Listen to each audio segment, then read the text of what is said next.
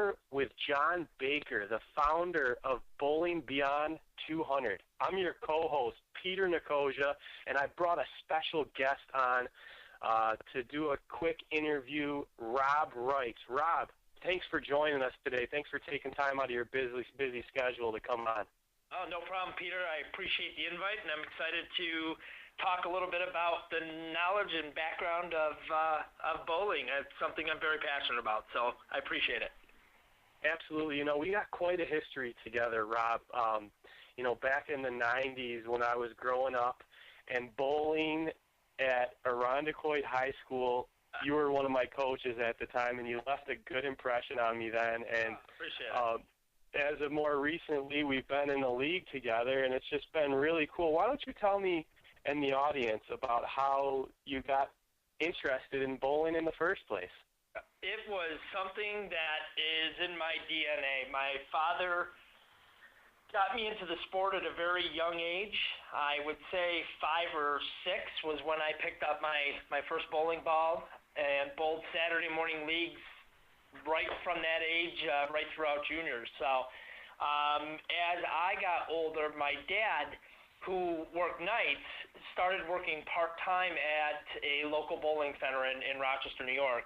So he was working afternoons when I would get home for school, and I, as a family member, was able to bowl for free. So around the age of 9 or 10, I would go down and I would bowl 5, 6, 7, 8 games after school. My dad worked and then would ride home when he was done around 6 o'clock. And, you know, from the age of 9, 10 to the age of probably 14, this was something that I did regularly throughout the years my dad worked. So I was fortunate enough to pick up a mentor who taught me a lot about the game and helped me to not just learn the physical aspects of the game, but bowling is a very mental sport as well. I think a lot of people take the sport and think it's pretty easy. It's just about throwing a ball down a lane. But Peter, I think as you know, it can be mentally taxing, especially when you bowl some of the more grueling tournaments.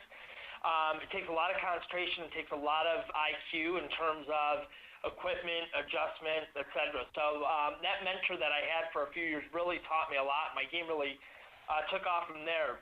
I bowled our local travel league in my teens and bowled some tournaments. We had a youth tour in New York State that was really great. And I just really developed a passion for the game based, again, upon, you know, the friends I made, but just really enjoyed the sport. And it was something I was good at. So continued on through the 20s. My 20s, I should say, not the 1920s, but my 20s, and bowled competitively against some additional tournaments. And as you mentioned, I had the opportunity when I was 22 years old to coach at Irondequoit High School. I had kids, and you know, from there it just kind of fizzled a little bit. But as my son got older, that bowling DNA was in him as well too, which really rejuvenated my interest in the sport about 7 or 8 years ago. So I haven't picked it up quite to the level that I once did, but currently I am bowling. I'm coaching my son. And I am coaching another high school in the Rochester area. This is my first year doing that. And I'm just, again, really passionate about the sport. I want to see the sport continue on. And I think, you know, as the youth, the younger bowlers, getting them interested in the game, getting them away from their electronics and just getting them out to the bowling centers, I think is big. So I've got a couple people on this mission with me just trying to really promote the sport and keep the opportunities and the participation in the sport going. So, again, cool. That I've been involved in for 30-plus years and just really passionate about it. That's great. Now, let's back up just a little bit. And how did you decide, or, you know, what made you decide to want to become a coach? Well, my day job is in leadership. So I work for a local Fortune 500 company in the Rochester area.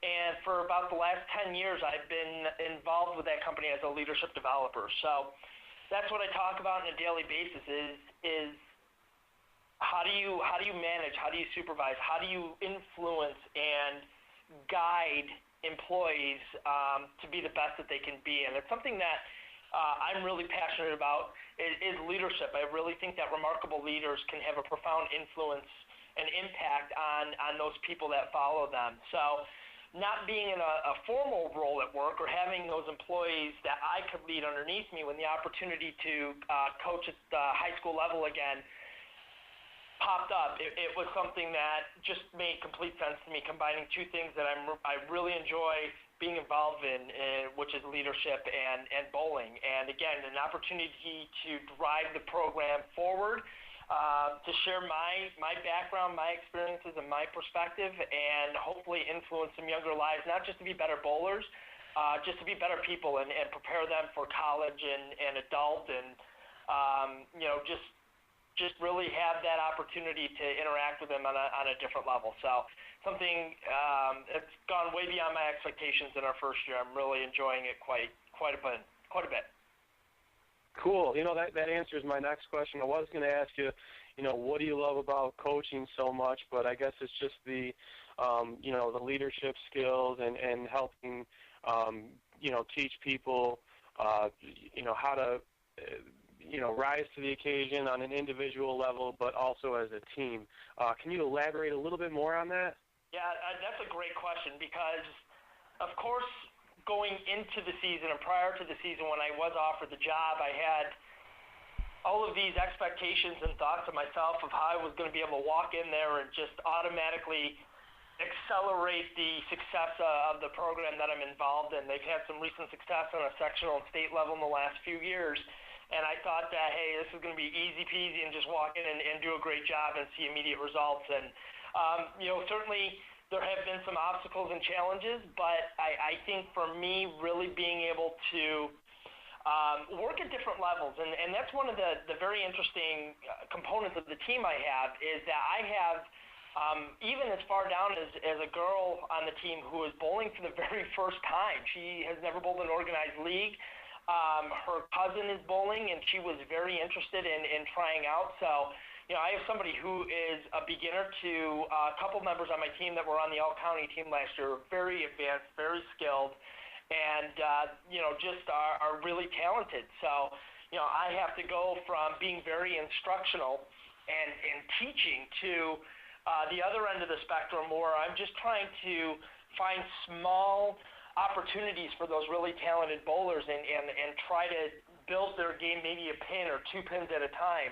Where with some of the less skilled bowlers, I can really make an impact and share some knowledge and really work with them to improve them much more incrementally. And some of those bowlers that are a little bit newer or not quite as high in the average, I've been able to really make a difference this year. It's great to see that light bulb turn on.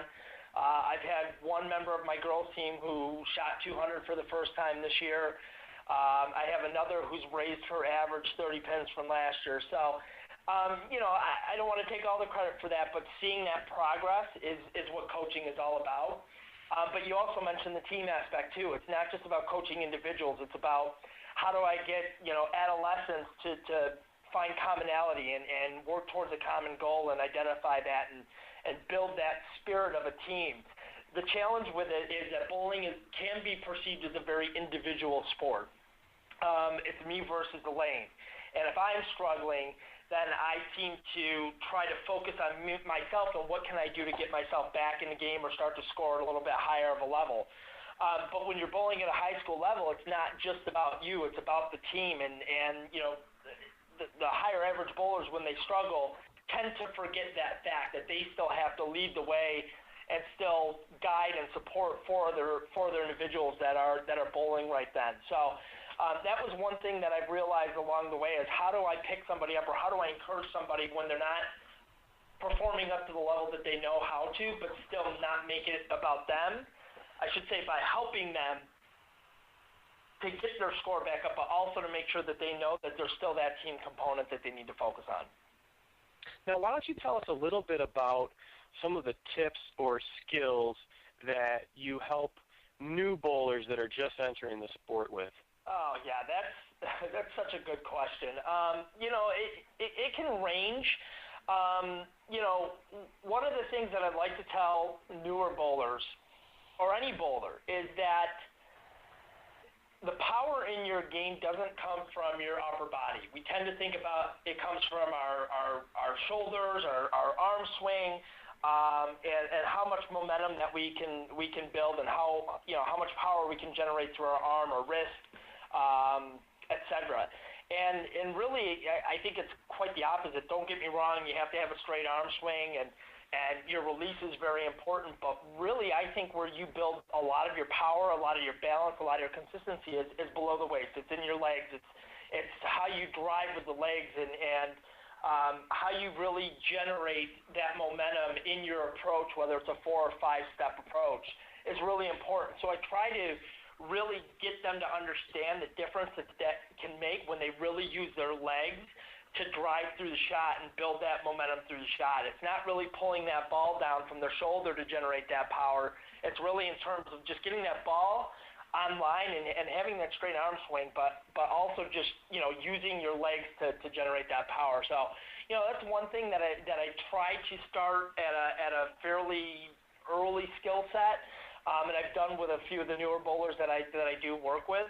A lot of it too, I think, is targeting. It's being consistent with hitting a mark. A lot of your newer bowlers aren't putting a ton of revs on the ball, so it's just about creating that consistency with release, with targeting, and getting them to have something that's repeatable. It's having them do some targeting practice. So I've got a little contraption that is a PVC pipe, and we put a little ribbon that hangs from that PVC pipe, and we're trying to build that muscle memory in terms of make that same shot over and over and hit that target over and over. And if we could see the results from that perspective and maybe not so much pay attention to what your pin count is or what your score is, I just want them being able to see them hitting that target over and over. So, keeping your eyes steady, keeping your eyes focused, and seeing that success through being consistent with your target, I think is something that builds a lot of confidence as well, too. Cool. Where did you learn that trick with the PVC pipe? Is that something that you created, or did you see somebody else doing that? It's a combination of both. I saw somebody using kind of a cone system where they would put a couple cones and have bowlers try and throw the ball between the cones 10, 15 feet down the lane. But the only problem was somebody hit the cone, you had to walk out in the lane and pick it back up and set it down, or somebody hit the cone really good, it would go flying a good 15 or 20 feet. And just in talking to one of my assistants, we thought, hey, why not PVC pipe? And, that seems something easy we could do, and the material is fairly easy to grab. So we just popped that together. The legs sit in the gutters, and one pipe about 2 feet across, and we just hang from a string a little ribbon down, and it seems to work pretty good. Wow, that's really cool. You're going to have to send us a picture of that so we can incorporate it in our presentation and give coaches, something to look at, and maybe they can incorporate it, because that sounds like a really cool way to improve your, eye-hand skills and, honing in on that spot and being consistent with, hitting that spot over and over again. I really want to talk a little bit about your own personal game, Rob. Why don't you tell us a little bit about, what you've had for high series and high games over your career? Yeah, sure. So I do have multiple 300 games. Most of those came back from when I call my semi-retirement 10 years ago. And now since I've been back bowling again, I do have, I believe, 4 300s in the last 8 years. So bowling once that's a week, awesome. I'll take it. I'm not gonna complain. I'm certainly happy about that. I do want to start to bowl more, and hopefully some of those honor scores will continue to go up. My high series, I've got a few 800 series. If I remember correctly, I believe my high series is 821, which is actually something that I did do a few years ago. So good for you. You're coming off a good series this past couple of weeks. What did you shoot last week? I think I had a small 7 last week. So that's nice. 2 pieces of equipment that I'm having some fun with. I'm going to be bowling the USBC tournament out in Vegas this year. First time going out there in quite a while, or at least should say participating in the USBC tournament. So I figured I needed to upgrade my equipment a little bit, so I'm having some fun using that. But yeah, I mean, it's the sport is a lot different now than it was even 10 and 15 years ago with some of the equipment that's out there. So it's changed my game. I've had to adapt my game. I used to be strictly a down and in player. back in my earlier days. A lot of speed, relied on a lot of accuracy. Since I've come back, age has caught up to me a little bit, but the equipment has changed so much where I've had to learn how to rev the ball a little bit more, how to open my hips and my shoulders up so I could change my launch angle, so I could cover some boards. I could get inside the middle of the lane and play that line as well. So, so I've had to adapt my game. It's not something I've always done, and I'm through coaching and just bowling, I'm relearning, I should say, some of the things that you have to do throughout a 3-game set or tournament to be successful. Some of the rules have changed over the last few years than what I grew up knowing and doing. So that's awesome. Well, Rob, I don't want to let you leak out too many secrets because I really want to have you on the show again down the road. All right. So why don't we wrap today's session up with if John has any questions for you. Hi, Coach. Hi, Coach. How you doing today? How you doing? Good, thanks. I just have a couple quick questions for you. I know you're going to bowl the Open Championship, you said, in Vegas, right? Yes.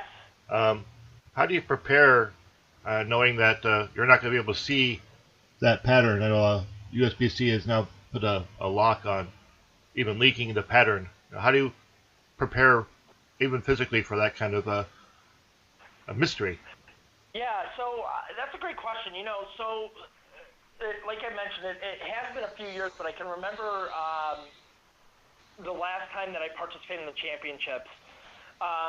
For me, going into it, I tried to read as much as I could on message boards in terms of what the condition was, how long the oil pattern was, what was the volume of oil that they were putting out, what was some of the equipment that was being used that people had success with. Today's ball layout is just so crucial. So, trying to understand different ball layouts, when adjustments or when a ball change was being made. So just, again, trying to make my brain bigger, so to say, around the education of it and trying to go in with, just a kind of a game plan in terms of what ball I wanted to start with, what line was I going to choose, and what my approach would be. I'd have to be flexible enough, if the plan was, just things weren't going as I had planned to make those changes. But I want to have some sort of idea of what I'm going to do and where I'm going to start to play and with which ball.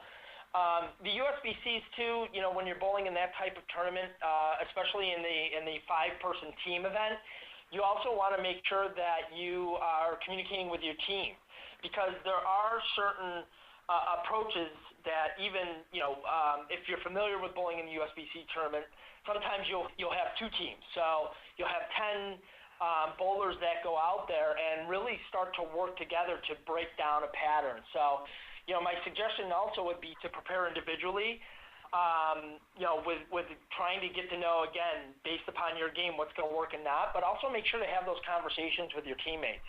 How do you, are they doing any research? What do they see the pattern? How do you think that you can attack that lane pattern as a team? Where do you want to break down a certain part of the lane so that everybody can benefit from that?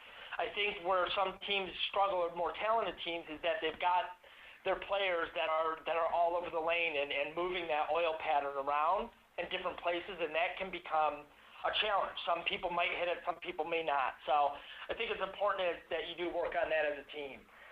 Going back individually, going into it, I think the other thing now is that most bowling centers, if you know the manager, the mechanic who's oiling the lanes on a daily basis, if they have the right machine, they can put out a tougher pattern than a house shot for you. So, going out and practicing on tougher conditions, challenge, sport type conditions is important. But me, I'm old school. I don't know if Peter remembers from the day I coached him, but even today in 2017, it's still about spares.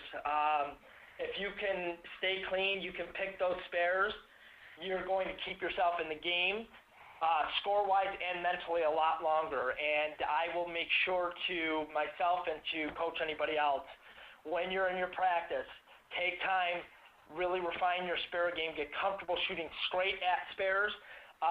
because, again, the oil pattern is going to be so much different. It's not like picking spares in a house shot. You're not going to have that area to miss. So I will really make sure over the next few months to take some time, at least one game every practice session to focus on different spares and just making sure that muscle memory is there so that when the conditions get tough, that I can, again, keep filling frames so that I can stay in it score-wise and mentally. That's a great question. That's right. Keeping clean, picking your spares, those strikes will come.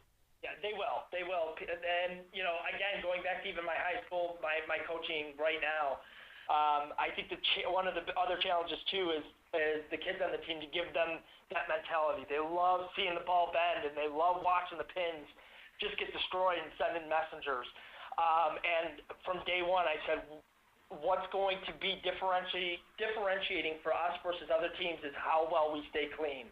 And I make sure to continually drill that fact home. And we've had good days with that, and we've had some bad days with that. But I find that based on my values, that's what frustrates me, are the days that we have more opens than we should. So that's always a great perspective to bring into any competition, any tournament that has a challenging pattern that's out there, is just keep plugging away at those spares and try and make sure you maintain your focus on them.